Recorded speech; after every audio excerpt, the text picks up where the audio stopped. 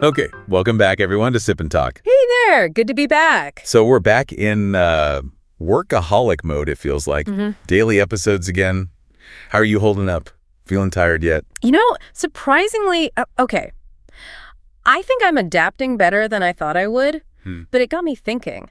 Our big 500th show is kind of looming on the horizon. Oh, yeah. We absolutely need to cook up something interesting for that. So, hey, to everyone listening, help us out. What do you want to hear for number 500? Send us your idea. Yes, definitely. We read everything you send in, so let us know what you're curious about. Awesome. Okay, haha. But for today, this is EP411-2. Second one for the day. Let's get into it. Let's do it. Today, we're connecting some pretty big dots, starting with U.S.-China trade stuff and linking it right over to the latest situation in the Ukraine-Russia war. Exactly. We're going to really dig into the current status and the outlook for the conflict in Ukraine. We need to look at the hard facts, what's actually happening on the ground. And the economic weapons flying around globally, too. Plus, this whole idea of false glory, why it's such a dangerous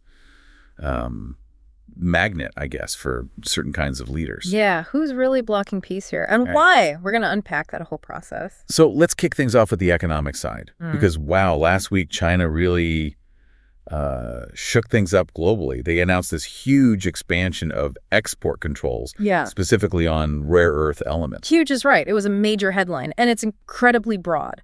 We're not just talking about the minerals themselves, which, are absolutely vital for basically all high-tech stuff. Right. But it also covers the specialized equipment needed to process them, certain battery technologies, even things like industrial diamonds and the super hard materials you need for advanced manufacturing. And I think it's really important for people listening to get this. This isn't just another U.S.-China trade spat, right? Right. Like we often hear about. Yeah. This is aimed everywhere. It's absolutely global.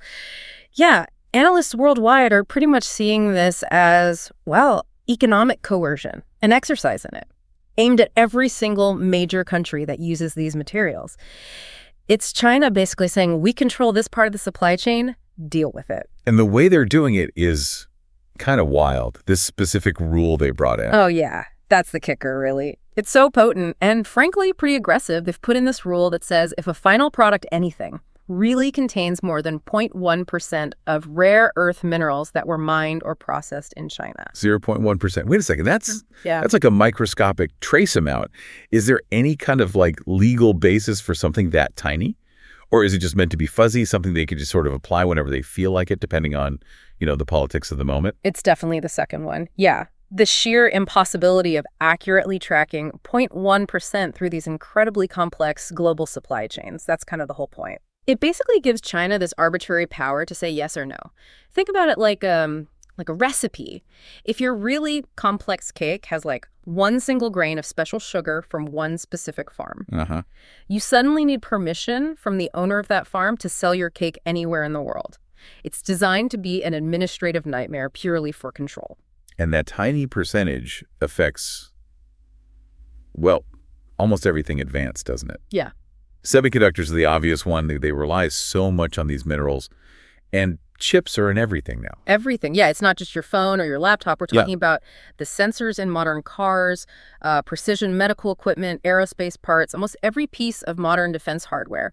That 0.1% rule effectively gives Beijing a potential veto over the entire global tech supply chain. It stretches their political influence way beyond their own borders. So let's play that out. Say a company in South Korea makes EV batteries. Okay. And inside those batteries, there's some tiny component that uses, lithium or some rare earth that was processed in China. If that final Korean electric car gets sold to someone in, say, Australia, the Korean company might technically need Beijing's okay for that sale. That's exactly the implication. It creates this potential global choke point.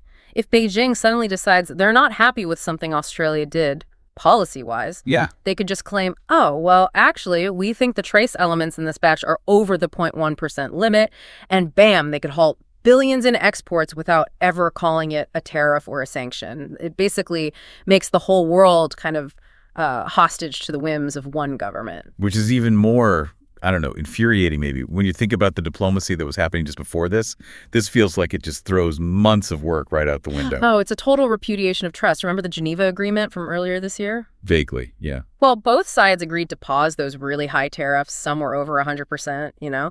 And China specifically agreed they'd speed up rare earth export licenses for 90 days while they kept talking. And the U.S. side, they held up their end. They kept tariffs low, trying to show good faith. And China's response isn't just to, like, let the 90 days run out. They escalate globally. Yeah. And make the rules basically impossible to follow for anyone. Yeah, it completely shatters any trust built up over those last 6 months. It forces everyone, really, to fundamentally rethink relying on China as a partner for, well, anything critical. It comes down to reliability, doesn't it? I remember hearing that story about the U.S. car companies. There was some slowdown getting magnets or something. Yes, that anecdote. When they asked their Chinese suppliers what the holdup was, the answer they apparently got was just incredibly dismissive. Something like, oh, it probably had something to do with the holiday. The holiday, that's the explanation when your multi-billion-dollar production line grinds to a halt. That kind of lack of transparency, or just willingness to let internal politics or whatever mess up global stability.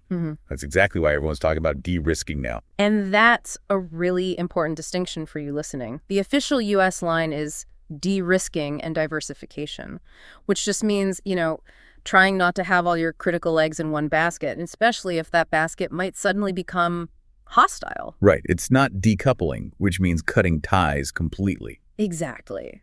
But the thing is, China's actions, like this latest move, this constant economic pressure, they are actively pushing the world towards actual decoupling, simply because they keep proving they can't be relied upon when it really matters. And that unreliability, it's not just about trade rules. It links straight into the actual war we need to talk about. Yeah. China's actions are, in a way, funding the very conflicts they sometimes claim they want to help solve. That's the crucial connection we have to make. China is essentially providing the financial oxygen that keeps Russia's war effort going. They're buying something like 60% of all Russian energy exports. 60%? Wow. And this number is staggering around 90% of Iran's energy exports, too. Ooh, 90% of Iran. So they're basically the primary buyer keeping both those economies afloat, despite sanctions. Pretty much. They're providing the hard currency that completely undermines the whole Western sanctions strategy against both Moscow and Tehran. So if China genuinely wants the world to see it as, you know, a responsible global power, a potential peace broker, which they often say they do in their official statements, right, then they are totally undercutting their own position by directly funding the war in Ukraine through these energy purchases. It's...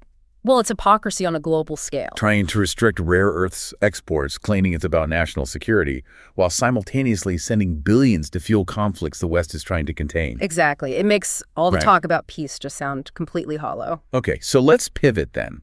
Let's follow that money, so to speak, to where it's having a direct impact. The battlefield in Ukraine. We're deep into the fourth year now, October 2025, and the situation sounds pretty grim. Mostly attrition. Yeah, grimly defined by attrition is a good way to put it. It's largely static, just this relentless grinding warfare. Russia's making some advances technically, but they are incredibly slow. And the cost is just astronomical. Mostly in the east, you hear about places like Donetsk, Kupiansk, Pokrovsk constantly. These are the areas where they've just been pouring in resources, bodies, everything for tiny gains.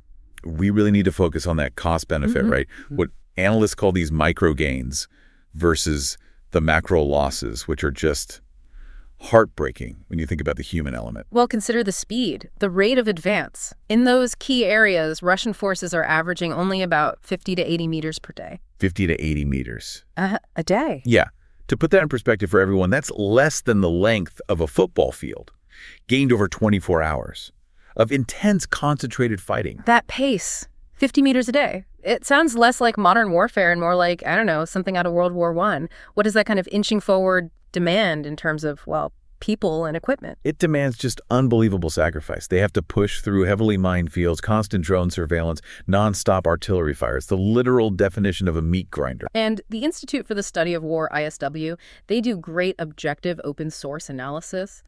They estimate that despite all this huge effort, Russia only managed to capture about 3,561 square kilometers in all of 2025 so far. 3,500 square kilometers? Yeah.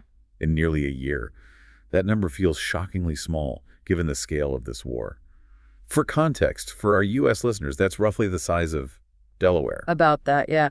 And even that tiny gain is way less than what the Russian government claims they've secured. It really shows how exhausted their military is operationally and logistically. And that exhaustion, it translates directly into the human cost, which is just the staggering part of this whole tragedy. It really is. The latest estimates for Russia's total casualties, that's killed and wounded combined since February 2022, they're hovering around 1.125 million. 1.1 million. That's almost impossible to even picture that number of people. It is. Analysts were predicting they'd cross that awful 1 million mark during the summer offensive this year.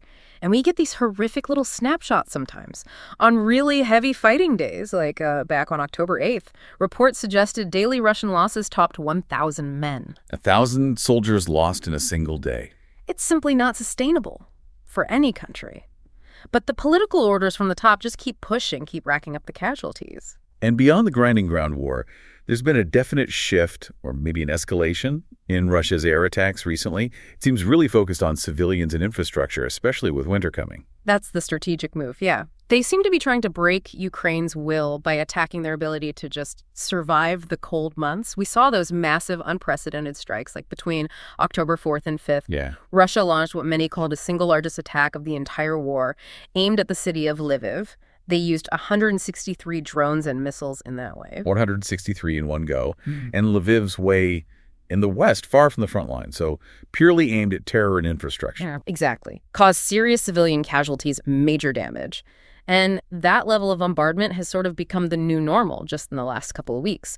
Since October 5th, the tally is over 3,100 drones, 92 missiles, and about 4,360 of those glide bombs launched by Russia. Wow. And the focus is clearly energy. Absolutely. It's shifting the war towards psychological pressure. There have been over 30 confirmed strikes just on Ukraine's energy grid since August. They're hitting things like gas transmission facilities, stuff that has no direct military purpose. The goal is just to cripple heating capacity for the winter, make life unbearable for ordinary people, hoping maybe they'll pressure their own government or create refugee flows. It's a brutal tactic.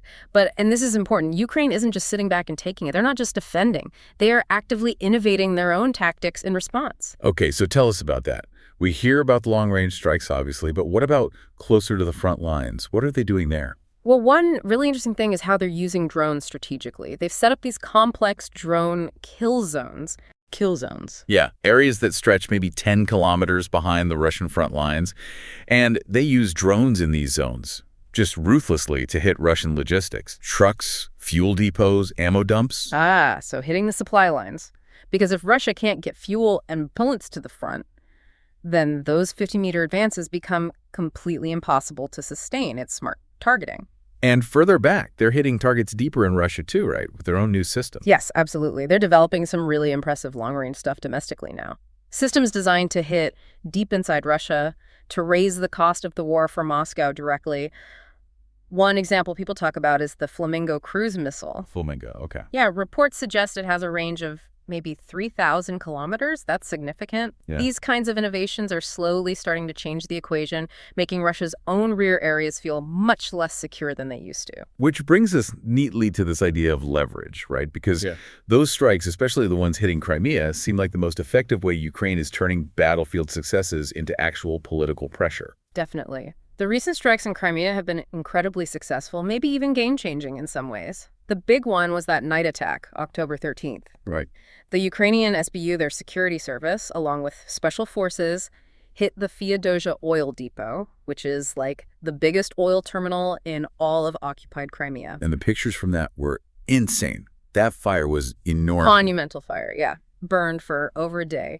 You could apparently see the smoke plume from 25 kilometers away. Yeah. This wasn't just some minor disruption. It was a catastrophic hit to a key piece of infrastructure. And Feodosia is strategically vital, isn't it? Yeah. It handles something like 20 million tons of fuel a year, and it directly fuels the Russian Black Sea Fleet. Precisely. Hit that and you seriously cripple their naval operations. And this wasn't a one-off. It was actually the second successful strike on that same facility within about a week. Wow. It shows Ukraine is being really systematic. They're relentlessly targeting the logistics that feed the war machine, turning Crimea, which Russia thought was a secure rear base, into a major vulnerability. So beyond just messing with the Black Sea Fleet, What's the wider impact of hitting Russia's energy infrastructure like this?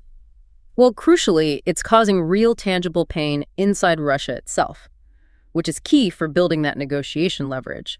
These strikes have apparently cut Russia's diesel exports way down, back to levels not seen since 2020. Okay. And it's contributing to a pretty serious gasoline shortage domestically in Russia. Some reports say almost 14% of Russian gas stations have had to stop selling fuel at times. Overall, this campaign is estimated to have slashed Russia's total oil refining capacity by about 21%. 21% of their entire refining capacity. That's huge. It's got to be causing real economic disruption, real frustration for average Russians. Maybe that's the only non-military way to actually pressure Putin towards talking. It could be. And speaking of pressure and leverage, we have to talk about the shift coming from the U.S., this whole tomahawk factor thing. It signals a pretty major potential change in strategy. Right. So President Trump increased support back in October, but it's different now, right? It's more conditional. Yeah, he moved away from freezing aid completely, but put these new mechanisms in place. Often requires allies to actually pay for the U.S. weapons going to Ukraine. Kind of creates a buffer for U.S. direct spending, but keeps the weapons flowing. But the thing that really got everyone's attention, the potential game changer, was the talk between Trump and Zelensky about possibly selling Tomahawk cruise missiles to Ukraine. Exactly. The Tomahawk, it's such an iconic long-range system. We already sent ATACMS, but Tomahawks have much greater range, more sophistication. The signaling there is pretty clear. What is the signal? Just better weapons for the fight? It's more than that. Providing a weapon with that kind of deep strike capability, it's specifically meant to pressure Putin to finally negotiate seriously. It's not just about battlefield math, it's political signaling. So it's basically the U.S. laying down a kind of ultimatum. Pretty much, yeah. The way it's being framed is the Tomahawks are the consequence if Russia keeps refusing to talk, keeps escalating, the condition seems clear. Come to the table, or we will provide Ukraine with the ability to hit you much harder, much deeper, maybe even offer air support. Wow. Talk or the fundamental nature of the threat you face is about to change. That's the message. And interestingly, that tougher stance seems to be getting more support domestically now, too. We've seen Republican support for military aid jump up significantly. It's around 51% now. That's up 21 points just since March. So that bipartisan backing gives the ultimatum a lot more weight. Definitely. Now, looking ahead, what do the experts think? Predictions seem really focused on the near term. There's a strong consensus that 2025 is shaping up to be the decision year, the year something has to give. The current path can't just continue indefinitely. And how do they see it playing out? What are the possibilities? Well, security think tanks like geopolitics, for example, they tend to see two main paths. Either the grinding attrition just continues, they put about a 31% chance on that. Or these external pressures, especially the long-range strikes, the Tomahawk possibility finally forced some kind of diplomatic turning point. So the key to actually breaking the stalemate and getting to diplomacy really hinges on that leverage, hitting targets like the oil depot in Crimea, making the war felt back home in Russia. That seems like the most direct path. Those gas shortages, even small protests, maybe that's proof the pressure is starting to work. It might be. And all this immense cost, human and economic, it forces us to ask that really fundamental question. If everyone says they want peace, who is actually the one blocking it? Who's the peace broker here? Well, internationally, there seems to be a pretty broad agreement on that. Most of the world points to Russia, specifically to Vladimir Putin's stance. He seems completely unwilling to negotiate on any terms short of Ukraine basically surrendering its sovereignty. Yeah, when he throws out terms like demilitarization, denazification, neutral status, those are really just code words. Code for demanding Ukraine stops existing as an independent country. And that's just, it's a non-starter for any real negotiation. Plus, there's the simple physical reality. Russia still occupies about 18% of Ukraine's internationally recognized land, including Crimea. Putin's goal seems much bigger than just creating a buffer zone. It's about holding on to that land, controlling the Black Sea, which analysts always link back to his whole narrative about restoring the Russian Empire. And that brings us right to the kind of psychological driver behind so much of this incredibly dangerous allure of what we're calling false glory. Yeah. This idea that the conflict isn't really driven by actual national security needs, but by the leader's personal political ambitions, often tied up with, pretty strong narcissistic traits, maybe even a savior complex. It feels deeply personal for him, doesn't it? Like Putin genuinely sees himself as the guy who has to redeem Russia, correct this historical mistake, state being an independent Ukraine, and of course the humiliation of the Soviet Union collapsing. He called that the biggest geopolitical disaster of the 20th century. And when you create that kind of grand story, we're restoring the empire or we're rejuvenating the nation, it's actually a very old, very effective trick for consolidating power. Autocrats have used it forever. How so? Well, it distracts people from the problems at home, right? And crucially, it gives them a justification for cracking down internally for oppression. We need unity to face this historic task. And if you look at Russia today, the internal situation is pretty grim, isn't it? Serious labor shortages because so many working-age men are gone, dead, wounded, or still fighting. Exactly. And the economy is just being devoured by military spending. Some estimates put it at a staggering 40% of Russia's entire GDP now. 40% on the military. Wow. Most Western countries aim for, what, 2 to 4%? Right. When you're spending 40 cents of every dollar on the military, that's money and manpower that isn't going into healthcare, roads, schools, consumer goods. That extreme level of militarization directly leads to the kind of domestic problems we're seeing, like those gasoline shortages. So Putin wraps the whole war up in this narrative of we're defending Russia from NATO. It's an existential fight. And that story successfully pulls attention away from the crashing economy, the lack of workers, and it reinforces his image as the strong leader needed for this historic moment. But this narrative, this false glory, it completely papers over the horrifying actual real-world cost. We have to keep coming back to the human price tag. The numbers are just devastating, potentially over 1 million Russian casualties, maybe 400,000 Ukrainian military casualties, and over 13,000 confirmed civilian deaths, likely much higher in reality. It's a calculated kind of brutality. Putin seems to treat his own soldiers as, well, analysts call them consumables, losing 150 men for every single square kilometer they manage to take. It's just cynical and destructive, all apparently for one man's vision of history. And then there's the sheer economic destruction in Ukraine. The estimated cost just to rebuild what's been destroyed so far. Yeah. It's colossal, $524 billion. $524 billion. Just to put that number in context for you, that is almost 3 times, 2.8 times Ukraine's entire GDP for 2024. Wow. And that huge number includes specific things like $84 billion just needed for housing people who've lost their homes, another $200 billion just for rebuilding energy and transport infrastructure, the very things Russia is still actively bombing. So that $524 billion price tag keeps going up every single day the attacks continue. Comparing it to something like the Marshall Plan after World War II, even that massive effort didn't have to deal with ongoing bombing raids during the rebuilding. This is just an unprecedented scale of destruction. And it all comes back to that justification, right? This idea of correcting history, whether it's Russia mourning its lost empire or, as we're about to touch on, China and its narrative of this century of humiliation. Autocrats seem to use these historical grievances to give a moral gloss to aggression today, packaging invasion as just fixing past mistakes. That seems to be the engine driving this endless conflict. Okay, so that idea, correcting historical errors, that leads us straight to Beijing, because analysts are pretty much unanimous. The leadership in China is watching every single move in the Ukraine war incredibly closely. Oh, absolutely. They reportedly see it as a kind of pre-show or maybe a dress rehearsal for what could happen if they decided to invade Taiwan. And what's the main lesson they're taking away from watching Russia's experience? The biggest one seems really simple, but absolutely critical. Don't let deterrence fail. They've seen just how painful, how comprehensive, and how surprisingly unified the Western sanctions response was against Russia. Right, the economic isolation, losing access to key technologies. Exactly. So the calculation inside Beijing seems to be, if we ever do move on Taiwan, it cannot turn into a long, grinding war like Ukraine. It has to be a lightning war. Quick, decisive victory before the West can fully mobilize its economic weapons. But pulling off a lightning war across the Taiwan Strait, that's what, 100 miles of water? Involving a massive amphibious landing? That's incredibly difficult militarily. Extremely complex. So yeah, Beijing is taking very detailed notes on every single mistake Russia has made, tactically and strategically. What specific things are they focusing on? What are the key lessons learned for them?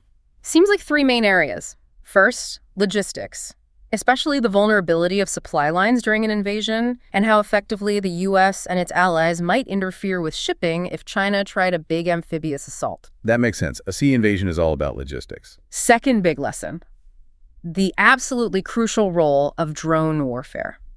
Ukraine has shown the world that relatively cheap, mass-produced drones, especially when used in swarms, can effectively take out or disable incredibly expensive high-tech military hardware, tanks, ships, radar systems. That sheer cost-effectiveness changes everything on the battlefield. And Taiwan's watching that too, presumably. Oh, yeah. And adapting their own defense plans. They absolutely are. Taiwan is moving fast to build up its own asymmetric defenses. They're developing their own advanced drones, like something called the Sea Shark marine drone, apparently a big drone that can carry a lot of explosives. Wow. And they're really leaning into these asymmetric ideas, basically planning to use huge numbers of cheap, maybe even expendable drones and missiles to overwhelm China's much more expensive warships and landing craft. So turning their smaller size into an advantage by making it incredibly costly and complicated for China to even attempt a landing. That seems to be the plan. And the third big lesson China seems to be learning from Ukraine is about societal resilience. Meaning how Ukraine's strong civilian resistance, the unified will of the people, made the invasion vastly more difficult for Russia than Putin clearly expected. So Taiwan is now focusing hard on what they call whole-of-society mobilization. Okay. Everything from training civilian reserves to making sure they have backup power grids, resilient communication networks during an attack. They're trying to mirror Ukraine's determination to make occupation basically impossible, even if an initial landing succeeded. So, putting it all together, if President Xi decides to chase his own version of that false glory, the historical narrative of reunification, despite seeing all these problems Russia faced, what's the risk he's running? Well, analysts warn he risks repeating Putin's exact same catastrophic mistakes, but potentially on an even bigger, more globally damaging scale. If he goes for that glory, the consensus is it guarantees severe international isolation for China. And an economic disaster far worse than what Russia's dealing with. Far worse. The projections are terrifying, frankly. Estimates suggest a war over Taiwan could slash China's GDP by 10, maybe even 20%. That's significantly more economic pain than Russia is feeling. All right. And the shock to the global economy would be immense, maybe $2.7 trillion in losses worldwide, mostly because it would completely shatter the global semiconductor supply chain, which is so heavily concentrated around Taiwan. So the price of that particular glory would be devastating, not just for China, but for everyone. Absolutely. And just like in Ukraine, you'd expect fierce resistance. Recent polling shows something like 70% of Taiwanese people say they're willing to fight to defend the island. So yeah, the false glory of reunification would likely come at a cost that guarantees China decades of isolation and economic hardship. Okay. This has been, well, a heavy discussion connecting these two major global flashpoints. As we try to wrap this up, what are the main things you think people should take away from this whole picture? I think there are two big ones that really link the trade issues and the war. First, economic peace is just incredibly fragile. When a huge player like China decides to use supply chains as a weapon, making up rules about 1.1% mineral content to control global trade, it basically forces everyone else to pull back, to diversify, to decouple, even if they didn't really want to initially. It breaks trust. And the second takeaway? Second, military peace is just flat out impossible when you have autocratic leaders who prioritize their own personal political fantasies. There's a false glory about restoring empires or correcting history over the actual safety and well-being of their own citizens, let alone their neighbors. The objective facts really do seem clear on that front.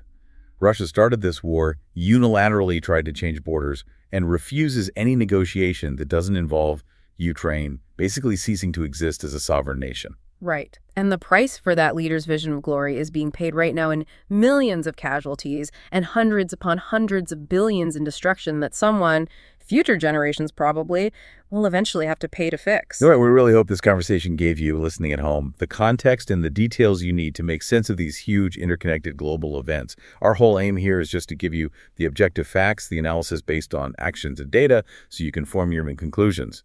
Yeah, we always encourage you to think critically. Don't just accept the official stories you hear. We've tried to just lay out the facts as reported without taking sides or criticizing any particular country or people, just focusing on the observable actions and their consequences. Before we sign off, just one last thing to maybe leave you thinking about. If something as seemingly mundane as a domestic gas shortage can actually start putting real pressure on a powerful autocratic regime, what does that tell us about the real weaknesses hidden inside power structures that are built mostly on historical myths and fantasies? Definitely something to chew on. Thanks, everyone, for joining us for this Sip and Talk. Yeah, thank you. Please remember to subscribe so you don't miss our next chat. And hey, if you need something a little lighter after all this serious talk, check out our old buddy Mickey's YouTube channel. It's called Mickytolife. Oh, yeah, Mickey's great. He's got funny memes, spirits tastings if you're into that. And he does these great travel vlogs from around Europe. Just good fun. Nice palate cleanser. Definitely check him out. All right, we'll see you next time. Bye for now.